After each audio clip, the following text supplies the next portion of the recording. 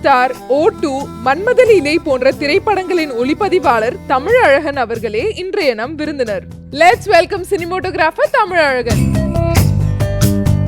வணக்கம். வணக்கம். வணக்கம். எப்படி இருக்கீங்க? சூப்பரா இருக்கு. நீங்க எப்படி இருக்கீங்க? செமையா இருக்கும். ஃபர்ஸ்ட்ல எங்களுக்கு ஒரு பெரிய டவுட், நீங்க ஆக்டரா இல்ல சினிமோட்டோகிராஃபரா? ஒரு ஆக்டர் மாதிரி வந்திருக்கீங்க, ஆனா நீங்க ஒரு சினிமோட்டோகிராஃபர். ஒரே கன்ஃபியூஷன்ஸா இருக்கு எங்களுக்கு. இல்ல அப்படிலாம் நார்மலா தான் இருக்கு. நீங்க நார்மலா தான் வந்திருக்கீங்க, ஆனா அந்த ஆக்டர் ஃபேஸ் கட் இருக்கு.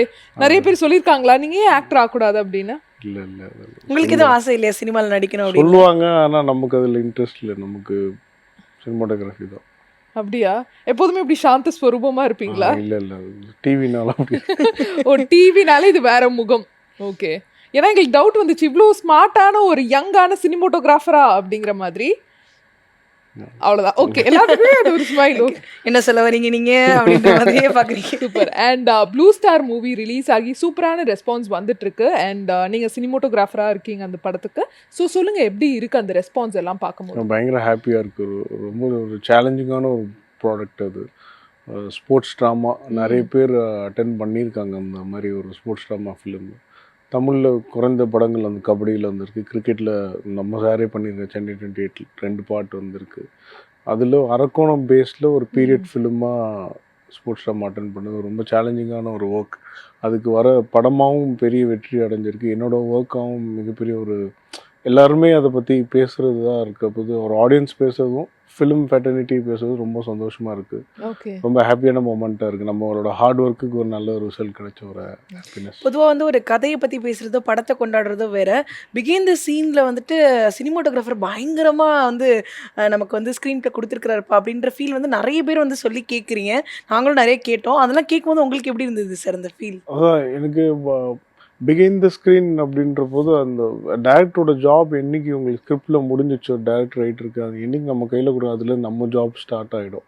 ஸோ அன்னைக்கு ஆரம்பித்த ஜேர்னி படம் முடிஞ்சு எடிட் முடிஞ்சு திரும்ப போஸ்ட் ப்ரொடக்ஷன் கிரேடிங் சிஜி இதெல்லாம் முடிச்சு ஒரு டெலிவரி தேட்டரில் கொண்டு வந்து அவுட் கொடுக்குற வரைக்கும் நம்மளோட இன்வால்மெண்ட் அங்கே இருந்தாகணும். இந்த total journey of like nearly 1.5 years nearly இது ட்ராவல் பண்ணியிருக்கோம்.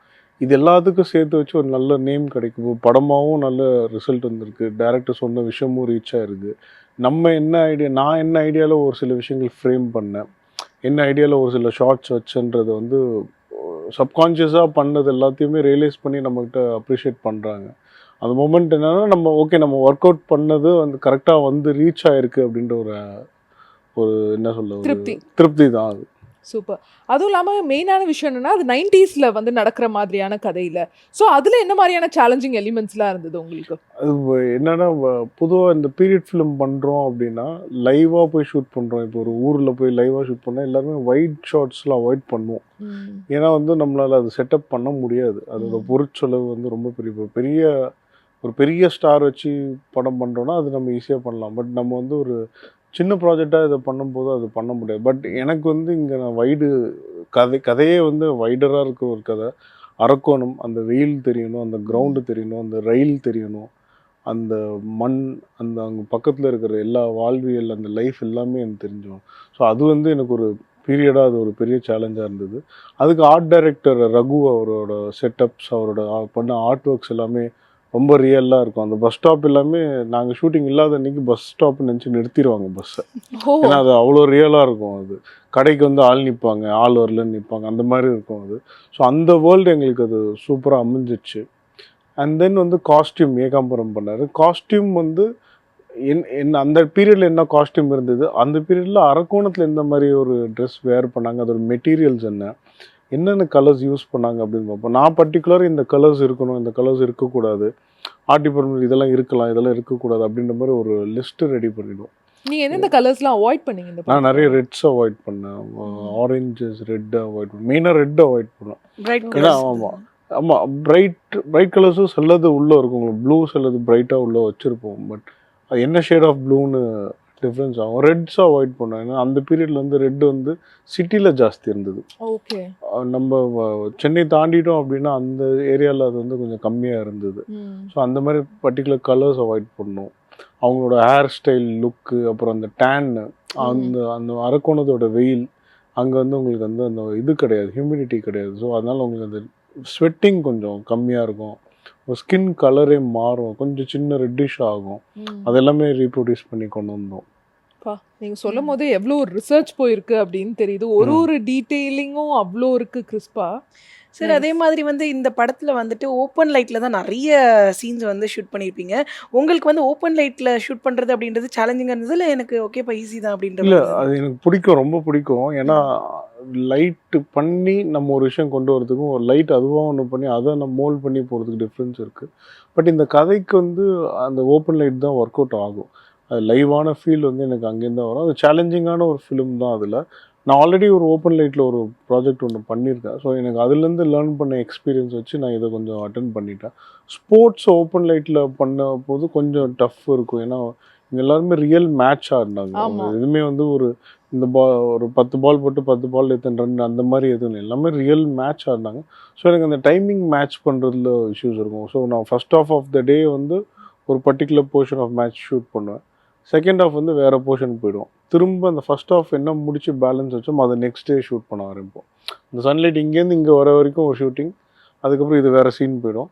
திரும்ப நெக்ஸ்ட் டே தான் இதை ஆரம்பித்து திரும்ப அது ஃப்ரெஷ்ஷாக கண்டினியூ. அந்த மாதிரி நான் ஸ்கெடியூல் பண்ணிக்கிட்டேன். லைட்டோட டைரக்ஷனுக்கு ஏற்ற மாதிரி சீனை வந்து அதுக்கு ஏற்ற மாதிரி மாற்றிப்போம்.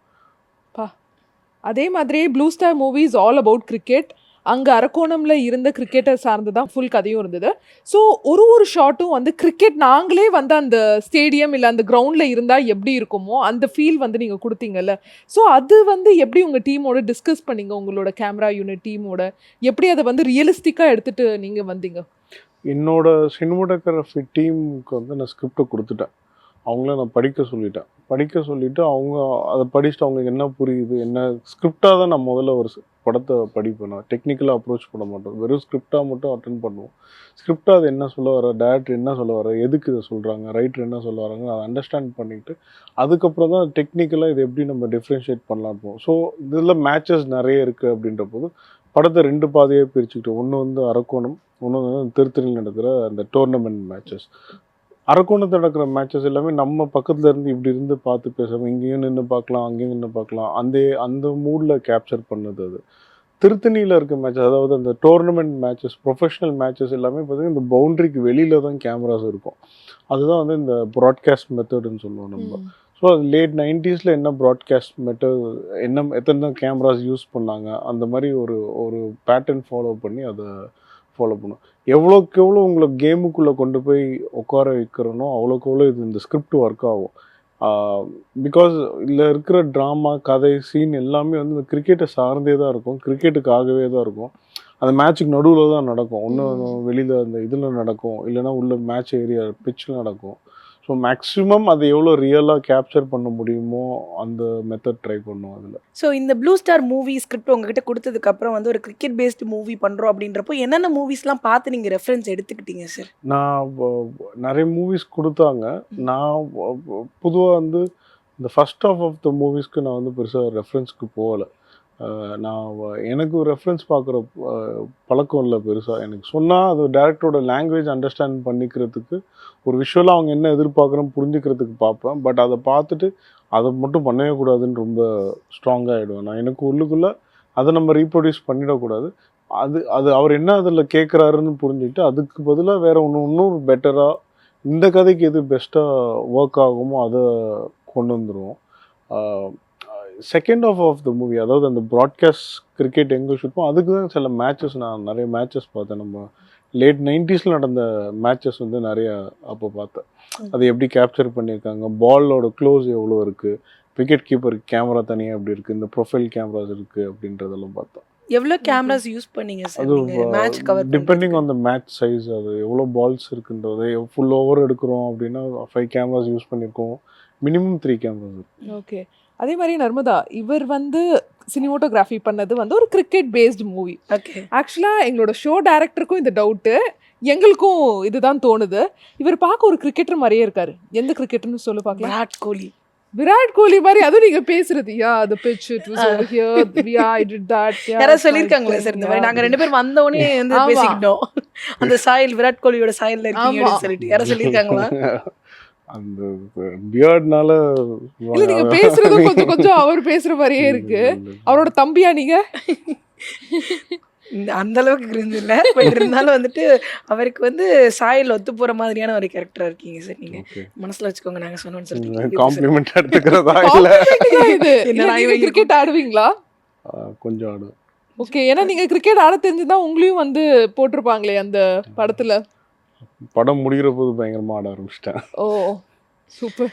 ஸோ ப்ளூ ஸ்டார் மூவில வந்து அந்த பிரேக் விடும் போதெல்லாம் அங்க இருக்கிற டீமோட சேர்ந்து கிரிக்கெட்லாம் ஆமா, அவங்க விளையாண்டுருக்கீங்களா? ஆடுவாங்க. நான் அவ்வளோ அதுல போக மாட்டேன். நமக்கு பிரேக் கிடையாது, யாருக்குமே பிரேக் கிடையாது. அவங்க ஆடிக்கிட்டே இருப்பாங்க.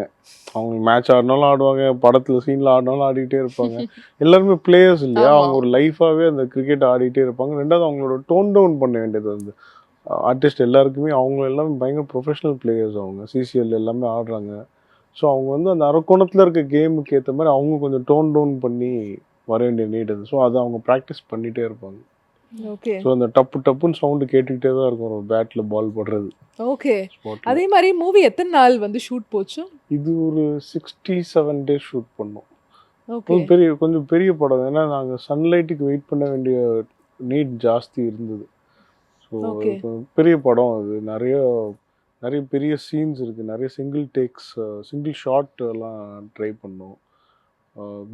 அந்த வெயில் சார்ந்தே நடக்கிறதுனால வெயில் இல்லைன்னா வெயிட் பண்ண சொல்லுவான். நான் லைட் வர வரைக்கும் வெயிட் பண்ணி தான் ஷூட் பண்ணுவோம். ரொம்ப நேரம் ஆகுதுன்னா டக்குன்னு மரத்து கீழே இருக்க ஒரு சீனோ இல்லை ஷேடோவில் என்னென்ன இருக்கோ அதெல்லாம் போய் எடுத்துகிட்டு வரும். ஓகே. ஸோ அதே மாதிரி வந்துட்டு நீங்கள் சொன்ன வரைக்கும் வந்துட்டு ஒரு 80% மூவி வந்து வெயிலே தான் எடுத்தோம், சன்லைட்டை வச்சு தான் சப்போர்ட் பண்ணி எடுத்துகிட்டு இருந்தோம்னு சொன்னீங்க. அப்படி வந்து வெயிலுக்காக இந்த ஒரு பிளான் பண்ணி வச்சுருப்பீங்க, ஆனால் கடைசி வரைக்கும் வெயில் வாவான்னு வரவே இல்லை அப்படின்ற மாதிரிலாம் நடந்திருக்குல்ல. அந்த மாதிரி மறக்க முடியாத ஒரு மூமெண்ட் நிறைய இருக்குது ஷூட்டிங்கில்? அதெல்லாம். அது வந்து நம்ம இன்னைக்கு வருவான் அப்படின்னு நினச்சா அன்றைக்கி வரமாட்டான். இன்னைக்கு கிளியராக பிரச்சனையே இருக்காது அப்படின்னா அன்றைக்கி ஃபுல்லு செஞ்சிருவேன். க்ளவுடி ஆகிடும். அப்போ வந்து மாற்றிடுவோம் மோஸ்ட்லி. நான் வந்து சொல்லிவிடுவேன், இது இது வந்து எனக்கு என்ன ஒரு அட்வான்டேஜ் இருக்குன்னா, நான் நாள் அது பாதி ஷூட் பண்ணியிருப்பேன் ஓகே, சன்லைட்டில். அதுக்கு மேலே இப்போ நான் ஓகே அதை தூக்கி ப்ளேம் அங்கே பண்ணிவிடும். அங்கே நான் ஆல்ரெடி லைட்டில் ஷூட் பண்ணியிருக்கோம், இது லைட் இல்லாமல் பண்ண முடியாதுன்னு சொல்லிட்டு ஃப்ரெஷ்ஷாக ஏதாச்சும் ஒன்று ஆரம்பிப்போம். ஃப்ரெஷ் சீன் போகிறீங்க அப்படின்னா அதை வந்து நம்ம வந்து வெயில் இல்லாமல் எடுக்கிறோமோ இல்லை அந்த மூடுக்கு ஏற்ற மாதிரி நிறைய சாந்தனு அவங்களோட போர்ஷன் பார்த்தீங்கன்னா அவங்க கொஞ்சம் ஓவர் திங்கிங் ஆறுது. செகண்ட் ஹாஃபில் வர போர்ஷன்ஸ் எல்லாமே பார்த்தீங்கன்னா நான் அந்த மாதிரி அந்த மூடில் வரப்போ அதுக்கு மாறிடுறோம் நாங்கள். ஓகே. அவங்க தனிமையில் இருக்கிறது, இப்போ இவங்களோட தனிமையாக இருக்கிற போர்ஷன், லோன்லினஸ் எங்கே உங்களுக்கு காட்டுதோ அந்த மாதிரி ஏரியாஸ்க்கு வந்து வெயில் இல்லாத டைம் அதை நாங்கள் ஷூட் பண்ணிடுவோம். அந்த ஓகே. மாதிரி. அதே மாதிரி நீங்கள் ரொம்ப ரொம்ப ரசித்து வச்ச ஒரு ஷார்ட், ஒரு சீன் வந்து செம்மையாக இருக்கும் இது அப்படின்னு நீங்கள் நினச்சிருப்பீங்க, ஆனால் அது வந்து எடிட்டில் போயிருக்கும் இல்லையா? அந்த மாதிரி இருக்கக்கூடிய சீன் ஏதாவது இருக்கா, ஞாபகம் இருக்கா உங்களுக்கு? ஒரு சீன் இருக்கு. அது வந்து சாமோட ஒரு சீன். அது வந்து ஒரு ஃபோட்டோகிராஃபியா இல்லை, அது சீனாக எனக்கு ரொம்ப பிடிச்ச சீனா. அது வரும்னு நினைக்கிறேன் டெலிட்டட் சீன்ஸ். ஒரு ஜாதகம் பார்க்குற மாதிரி, ஒரு ஜோசியம் போய் பார்க்குற, ஒரு அக்காட்ட ஜோசியம் பார்க்குற சீன் சாமோடதும் சாம் அண்ட் மனோ போயிருப்பாங்க அந்த சீன். அதுவும் செம்ம சீன். அது வந்த இன்னும் தேட்டரில் சிரிச்சிருப்பாங்க. அது லென்த்துனால அது எடுக்கப்படும், ரிலீஸ் ஆகும். அது நான் என்ஜாய் பண்ணேன். மோஸ்ட்லி விஷுவலாக எனக்கு எல்லாமே வந்துடுச்சு. அது தேவைப்பட்டது எல்லாத்தையுமே வச்சுட்டாங்க. நைஸ். அப்படியே வந்து கொஞ்சம் ஃப்ளாஷ்பேக்குக்கு போயிடலாம். எப்படி வந்து இந்த சினிமா ஆசை வந்துச்சு? சினிமோட்டோகிராஃபர் தான்ப்பா ஆவேன் அப்படிங்கிற அந்த ஒரு கனவு, அந்த ஆசையெல்லாம் எப்போ வந்துச்சு? ஸ்கூல் படிக்க சின்ன வயசுலேருந்தே எனக்கு இந்த இன்ட்ரெஸ்ட் இருந்தது. யாரை பார்த்து இன்ஃப்ளூயன்ஸ் ஆனீங்க? எனக்கு இன்ஃப்ளூயன்ஸ்னு சொல்ல தெரியல, எனக்கு ஃபோட்டோகிராஃபி மேலே ஒரு இன்ட்ரெஸ்ட் இருந்தது. அது என்னன்னு சொல்ல தெரியாது. ஆனால் டிவியில் பார்க்கும்போது உங்களுக்கு ஃபேஸ் மட்டும் தெரிஞ்சால் கேமரா பக்கத்தில் வச்சுருக்காங்கன்னு சொல்லுவேன். ஃபுல்லாக பெருசாக தெரிஞ்சதுன்னா, அதாவது எல்லா தலையிலேருந்து கால் வரைக்கும் தெரிஞ்சுன்னா கேமரா தூரமாக வச்சுருக்காங்கன்னு சொல்லுவேன். அப்போ தான் அந்த கேமரா ஸோ ஒரு விஷுவல், ஒரு டிவியில் எதை பார்த்தாலும் எனக்கு வந்து நான் அதில் பிடிக்கிறது வந்து கேமராவாக தான் இருந்தது. ஸோ அதை எங்கள் அப்பாட்ட அதை நான் அப்படியே பேச எனக்கு அந்த ஓகே ஃபோட்டோகிராஃபின்ற ஐடியா வந்தது. தென் ஸ்கூல் எக்ஸ்கர்ஷனில் ஃபோட்டோ எடுப்போம்ல நம்ம, இந்த ஃபிலிம் கேமரா 32 ஃபோட்டோ எடுக்கிற அந்த ஃபிலிம் கேமரா கொடுத்தாங்க. அது ரோல் ஒன்று வாங்கி போட்டுட்டு எக்ஸ்கர்ஷன் போயிட்டு வந்துட்டேன். மகாபலிபுரம் போயிட்டு வந்துட்டு முடிச்சுட்டு அந்த ரோல் முடிஞ்சிச்சு. எல்லாம் வந்து ஸ்கூலில் திரும்ப வேனில் வந்து இறக்கி விட்டதுக்கப்புறம் அந்த கேமரா ஓப்பன் பண்ணிட்டேன். நான் ஃபிலிம் எக்ஸ்போஸ் ஆன ஃபிலிம் வந்து ஓப்பன் பண்ணிட்டேன். அது எனக்கு அப்பயும் தெரியாது. இருந்துட்டு முடிஞ்சிச்சா அதெல்லாமே நோண்டி பார்த்துட்டு விட்டுட்டேன். கொண்டு போய் இங்கே கொடுத்துட்டா போயிடுச்சு. அது ஃபுல்லாக வாஷ் ஆகிடுச்சு. ஸோ அப்போ தான் வந்து இதுக்குள்ளே இவ்வளோ பெரிய அதுக்கு ஒரு கெமிஸ்ட்ரி இருக்குது, ஃபிசிக்ஸ் இருக்குது, இதுக்கு பின்னாடி இவ்வளோ பெரிய சயின்ஸ் இருக்குது. ஸோ அப்போ அதுலேருந்து அதை லேர்ன் பண்ணோம். அதை எக்ஸ்ப்ளோர் பண்ணணும்.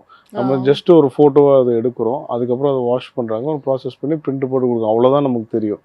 அது ஏன் அப்படி ரியாக்ட் ஆகுது அப்படின்னா அதுலேருந்து ஒரு இன்ட்ரெஸ்ட் இருந்தது. ஸோ அது அப்படியே கல்டிவேட் ஆகி வந்துச்சு. காலேஜ் நான் அதுக்காக விஷுவல் கம்யூனிகேஷன் ஜாயின் பண்ணேன். நான் ஃபிக்ஸ் பண்ணிட்டேன். ஆனால் நான் ஒன்றும் பிகம் அ சினிமாட்டோகிராஃபர்னு நான் ரொம்ப வீட்டில் சொன்னபோது வாட் வாஸ் தேர் ரியாக்ஷன்? எனக்கு இப்போ சப்போர்ட் பண்ணாங்க. எங்கள் அப்பா எனக்கு பெரிய சப்போர்ட் பண்ணாங்க. அம்மா வழக்கம் போல் இன்ஜினியரிங் படி அப்படின்றது தான் அவங்க சொல்லுவாங்க. பேசிக்கான ஒரு ஆமாம். ஸோ ஒரு ஷார்ட் ஃபிலிம்ஸ் பண்ண ஆரம்பித்தேன். அந்த ஷூட்டிங்க்கு வர சொன்னேன். ஷூட்டிங் வந்து பார்த்துட்டாங்க. அதுக்கப்புறம் அவங்க வந்து என்ன எதுவும் கேட்கல. அதுக்கப்புறம் தான் அவங்க ஏதாவது கேமராமேனோட இன்டர்வியூ தான் எனக்கு அனுப்ப ஆரம்பித்தாங்க. ஸோ அவங்க இந்த படம் கேமரா நல்லா இருக்கு அப்படின்னு. ஸோ எனக்கு வீட்டில் நல்ல சப்போர்ட். எனக்கு எங்கள் அப்பாவும் சரி எங்கள் அம்மாவும் சரி என்னோட ட்ரீம்க்கு அவங்க பெரிய சப்போர்ட் பண்ணாங்க. இந்த டைமில் என்னோட குருவாக நான் சக்தி சரவணன் சார்கிட்ட ஒர்க் பண்ணேன். அவர் எனக்கு மிகப்பெரிய சப்போர்ட் அந்த டைம்ஸில். அவர் இன்னும் நிறைய விஷயம் நான் லேர்ன் பண்ணேன். எனக்கு அவர் நிறைய ஸ்பேஸ் கொடுத்தாரு, நிறைய ஃப்ரீடம் கொடுத்தாரு. படம் நான் அசோசியேட்டாக ஒர்க் பண்ணும்போதே ஒரு 3 படம் நான் ஆப்ரேட்டிவ் கேமரா நான் ஒர்க் பண்ண வச்சார். ஸோ அது எல்லாமே தான் எனக்கு வந்து பெரிய டேரக்டர்ஸோட, இப்போ ரஞ்சித் சாரோட ஒர்க் பண்ணியிருக்கோம், வெங்கட் பிரபு சாரோட ஒர்க், அவங்களோட ஒர்க் பண்ணும்போது எனக்கு எந்த ஃபியரும் இல்லை. என்னால் அவங்களோடையும் ஒர்க் பண்ண முடியும், புது டேரக்டர்ஸோடையும் ஒர்க் பண்ணுவேன். அதெல்லாம் எனக்கு அவரோட ஏரியாலன்னு நான் கற்றுக்கிட்டு வந்தது தான் அதெல்லாம். ஓகே. சக்தி சரவணன் சாரோட என்னென்ன மூவிஸ்லாம் ஒர்க் பண்ணீங்க? நான் மங்காத்தா ஒர்க் பண்ணேன், பிரியாணி ஒர்க் பண்ணேன், ஆளுநர் அழகராஜா, அப்புறம் தெலுங்குல 2 கப்புள் ஆஃப் மூவிஸ் பண்ணோம். அப்புறம் நிறைய ஒரு 6-7 படங்கள் ஒர்க் பண்ணேன் சார். ஸோ அதே மாதிரி தமிழ் சினிமா இண்டஸ்ட்ரியில் வந்துட்டு உங்கள் மனசுக்கு ரொம்ப நெருக்கமாக இருக்கக்கூடிய ஒரு சினிமோட்டோகிராஃபர் அப்படின்னா பிசி சார் தான். அது எனக்கு விவரம் தெரிஞ்ச நாள்லேருந்து நான் பிசி சார்ன்னு தான் சொல்லுவேன். எனக்கு வந்து எனக்கு அவரு தான் தெரியும். எனக்கு அவரோட ஒர்க்ஸ் தான் அதிகமாக தெரியும். இன்னமும் அவரோட ஒர்க்ஸ் பார்த்து நான் வாவ் தான் ஃபீல் பண்ணுறேன். அவர் இஸ் ஒன் லெஜண்ட். அவர் லைட் பண்ணுற விதம், அவர் ஃப்ரேம் பண்ணுற விதம், அவர் கதை சொல்கிற விதம். அதுக்கப்புறம் நிறைய சினிமாட்டோகிராஃபர்ஸ் இருக்காங்க, மதும்பட் சார், சந்தோஷ் சிவன் சார், அதுக்கப்புறம் எக்கச்சக்க சினிமாட்டோகிராஃபர்ஸ் ஃபாலோ பண்ணுறோம். பட் எனக்கு ஆரம்ப காலத்துலேருந்து பிசி சார் மேலே ஒரு பெரிய ஒரு மரியாதை. அதே மாதிரி சார் ஒரு சினிமோட்டோகிராஃபராக வந்துட்டு அடுத்தடுத்த படங்களில் வித்தியாசம் காட்டணும் அப்படின்றதுக்காண்டி நீங்கள் என்னென்ன மாதிரியான அப்டேட்லாம் உங்களை பண்ணிக்கிறீங்க சார்? டெக்னிக்கலாக நான் பயங்கரமாக அப்டேட்டில் இருப்பேன். நான் டெக்னிக்கலாக வந்து எனக்கு இன்னைக்கு என்ன ட்ரெண்ட் ஆகிட்டு இருக்குன்றத ஒரு ட்ரெண்ட் ஆகிறதுக்கு 4 வருஷம் முன்னாடி அது மந்தமாக இருக்கும். அந்த மந்தமாக இருக்க பீரியட்லேருந்து நான் அதை வந்து ஃபாலோ பண்ண ஆரம்பிப்பேன். எனக்கு நல்ல ஃப்ரெண்ட்ஸ் இருக்காங்க. நாங்கள் அதிகமாக அதை பற்றி டிஸ்கஸ் பண்ணிவிடுவோம். ஏதாச்சும் ஒன்று வருது போகுதுன்னா அதெல்லாம் டிஸ்கஸ் பண்ணுவோம். அதுமாரி நான் என்ன லிட்ரேச்சராக கொஞ்சம் ஸ்ட்ராங்காக வச்சுக்க பார்த்துக்கேன். நான் புக்ஸ் படிப்பேன். விஷுவலாக ஒரு விஷயத்தை அப்ரோச் பண்ணுறதுக்கு அது எனக்கு ரொம்ப ஹெல்ப்ஃபுல்லாக இருக்கும்.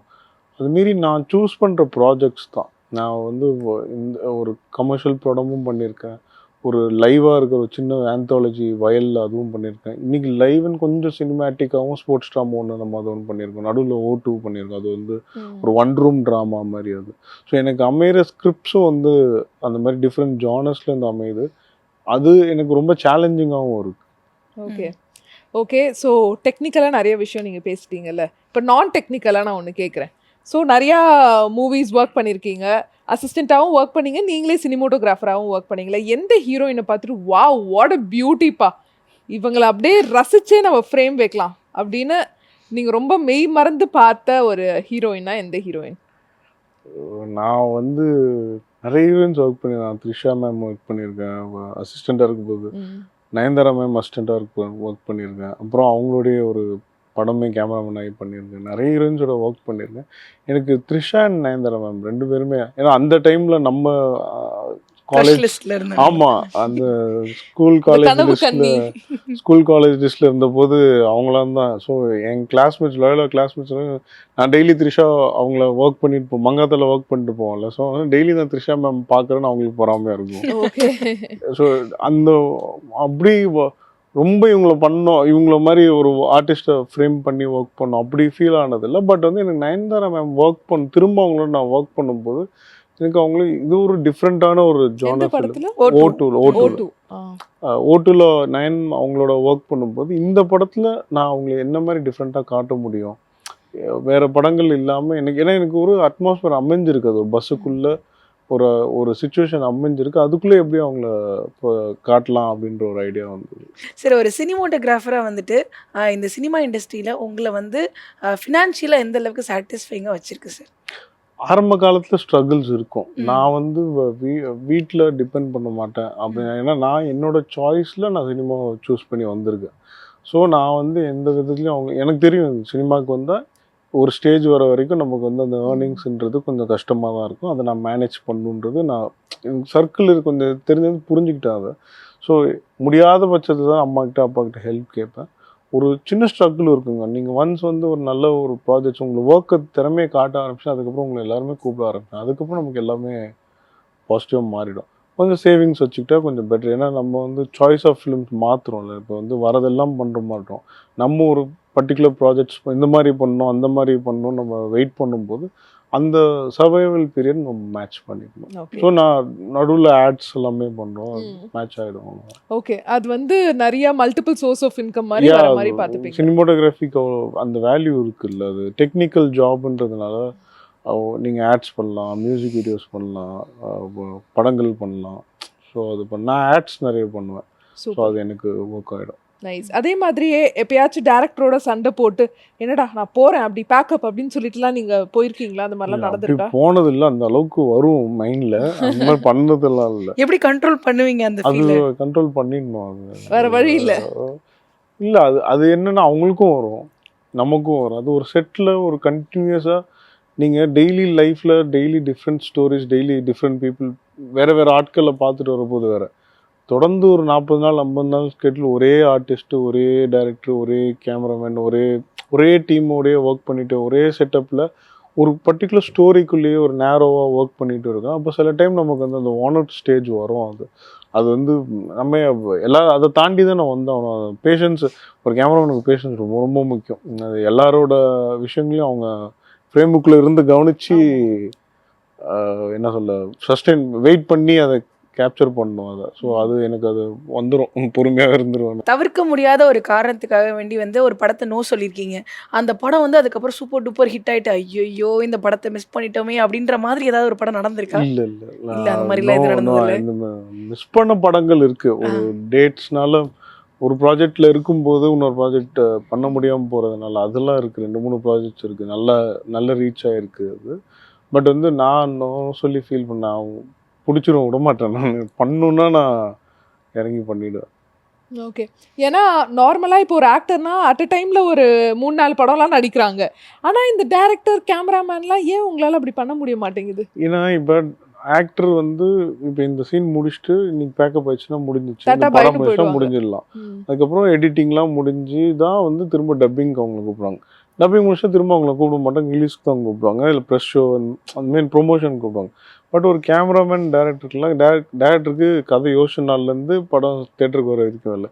கேமராமேனுக்கு அவர் யோசிச்சு நம்ம கையில் கொடுத்த நாள்லேருந்து படம் தேட்டர் வரைக்கும் வேலை. ஸோ எங்களுக்கு அந்த கமிட்மெண்ட் டுவர்ட்ஸ் த ஃபிலிம் வந்து நிறைய ப்ராசஸ் இருக்குது. ப்ரீ ப்ரொடக்ஷன் இருக்குது, அதுக்கப்புறம் லொக்கேஷன் ஸ்கவுட்டிங் இருக்குது, அதுக்கப்புறம் திரும்ப ஆடிஷன்ஸ் பண்ணுவாங்க. ஆடிஷன் பண்ணதுக்கப்புறம் அவங்கள நம்ம டெஸ்ட் ஷூட் பண்ணுவோம், லுக் டெஸ்ட் பண்ணுவோம், காஸ்டியூம் செலெக்ஷனு, அப்புறம் ஆர்ட் டிபார்ட்மெண்ட் ஒர்க்ஸ், இதெல்லாம் சேர்ந்து கொண்டு போய் அப்புறம் ஷூட்டிங் போகிறோம். அது ஒரு ப்ரொடக்ஷன் ஸ்டேஜ். ப்ரொடக்ஷன் ஸ்டேஜே வந்து உங்களுக்கு எடுத்தோடனே முடியாது இல்லை. உங்களுக்கு வந்து ஒரு 15 days 20 days 15 days ஸ்ப்ளிட் ஆகிடும். ஒரு 6 மாதத்துக்கு ஒரு ஷூட்டிங் நடக்கும், ஒரு படம் நடக்கும். ஸோ அதை முடிச்சுட்டு திரும்ப நாங்கள் எடிட்டிங்க்கு டைம் கொடுப்போம். அதுக்கப்புறம் எடிட்டிங் முடிஞ்சோடனே திரும்ப எங்களோட work post production, grading, post production, CG இதெல்லாமே ஸ்டார்ட் ஆகிடும். ஸோ அதுலேயும் ஃபுல் டைம் ஒரு ஷூட்டிங்க்கு எவ்வளோ டைம் ஸ்பெண்ட் பண்ணுமோ அந்த மாதிரி இப்போ நான் ப்ளூ ஸ்டாருக்கு ஒரு 2 months 2.5 months வந்து போஸ்ட் ப்ரொடக்ஷனில் டைம் ஸ்பெண்ட் பண்ணியிருக்கேன் என்டையராக. ஏன்னா ஸ்போர்ட்ஸ் ஃபிலிம்னால எனக்கு நிறைய டைம் எடுத்தது அதில். ஸோ அந்த மாதிரி உங்களுக்கு என்டையராக ஒரு கமிட்மெண்ட் போக போது நடுவில் 1 or 2 days தாராளமாக போய் ஒர்க் பண்ணிட்டு வரலாம். வேற ஒரு என்டையராக ஒரு ப்ராஜெக்ட் போகிறோம் அப்படின்னா கொஞ்சம் டஃப். ஆனால் என்னைக்காவது யோசிச்சிருக்கீங்களா, ஆக்ட்ரஸ்லாம் வராங்க, அவங்க பாட்டில் நடிக்கிறாங்க, கிளம்பி போயிட்டே இருக்காங்க, நம்ம என்னடா லைட்டு கரெக்டாக இருக்கான்னு பார்க்கணும், கேமரா கரெக்டாக இருக்கான்னு பார்க்கணும், ஃபோக்கஸ் கரெக்டாக இருக்கான்னு பார்க்கணும், இவ்வளோ வேலை இருக்கேப்பா அப்படின்னு டயர்டாக இருக்கே அப்படின்னு அதுதானே நம்ம சூஸ் பண்ணோம். ஆனால் ஆர்டிஸ்ட்டும் வந்து அவங்க ஜாலியாக வந்து நடிச்சுட்டு போகிறாங்க அப்படிலாம் இல்லை. அவங்களுக்கும் வந்து அந்த நம்ம இப்போ நான் ஒரு சினிமாட்டோகிராஃபராக நான் இவ்வளோ வேலை பார்க்குறேன், டேரக்டர் அவ்வளோ வேலை பார்த்துருப்பாரு, ஆர்ட் டைரக்டர் பார்த்துருப்பாரு, மேக்கப் மேன் எல்லாத்தையும் கொண்டு வந்து அவங்க தலையில் தானே நம்ம போடுறோம். அவங்க தானே அந்த ஃப்ரேமில் நின்று அதை எக்ஸிக்யூட் பண்ணி அந்த டைலாகை கன்வே பண்ணிட்டு போகிறாங்க. ஸோ அது அவங்களுக்கு நம்மளை பார்க்க போது ஜாலியாக இருக்காங்க, கேமராமேன் ஜாலியாக இருக்காரு, ஏசியில் இருக்காரு, அவருக்கு ஜூஸ் கொடுக்குறாங்க, அப்படி தோணும். இவங்க வெயிலில் இருந்துட்டு இருப்பாங்க. ஷார்ட் முடிஞ்சிருந்தானே அவங்களுக்கு இது வரும். அதெல்லாம் இல்லை. அது ஒரு என்ஜாய் பண்ணுற மொமெண்ட் தான் அது அது அது அதை என்ஜாய் பண்ணி தான் அதை நம்ம பண்ணுறோம். ஓகே. ஸோ பிடிச்சி பண்ணுறதுனால கஷ்டம் தெரியல கஷ்டம் தெரியுது. அந்த மாதிரி. அண்ட் நீங்கள் ஒர்க் பண்ண படங்கள்லயே எந்த படத்துக்கு வந்து நிறைய சிஜி ஒர்க் போச்சு? ஓட்டுக்கு போயிடுச்சு. O2. ஓட்டு தான் எக்ஸ்டென்சிவான சிஜி ஒர்க். மோர் தென் 1200 ஷார்ட்ஸ் இருந்தது. அந்த லேண்ட் ஃபால் அது எல்லாமே. ஸோ அது மேக்கிங்காகவுமே பயங்கர சேலஞ்ச் ஆனது. இதில் மேக்கிங் சேலஞ்ச் வந்து உங்களுக்கு சன்னு தான். ஸோ எனக்கு இதில் வந்து கதையாக இதை எப்படி நான் கொண்டு வரேன்ற விஷயம் எனக்கு இது பெரிய சேலஞ்சு. ஓட்டு வந்து ஷூட்டிங்காகவே பயங்கர சேலஞ்சு. ஏன்னா பஸ்ஸு நாங்கள் செட்டு தான் போட்டோம் பஸ்ஸை, பட் ஒரிஜினல் பஸ்ஸை தான் நாங்கள் கொண்டு வந்து நிறுத்துகிறோம். பஸ் பில்டர் தான் வந்து அந்த செட்டே போட்டு கொடுத்தாங்க. சின்னதாக தான் எனக்கு எக்ஸ்ட்ரா ஸ்பேஸ் இருந்தது. ஸோ அந்த அந்த படம் தான் வந்து ரொம்ப ஒரு சேலஞ்சிங்கான ஒரு ஒர்க். ஓகே.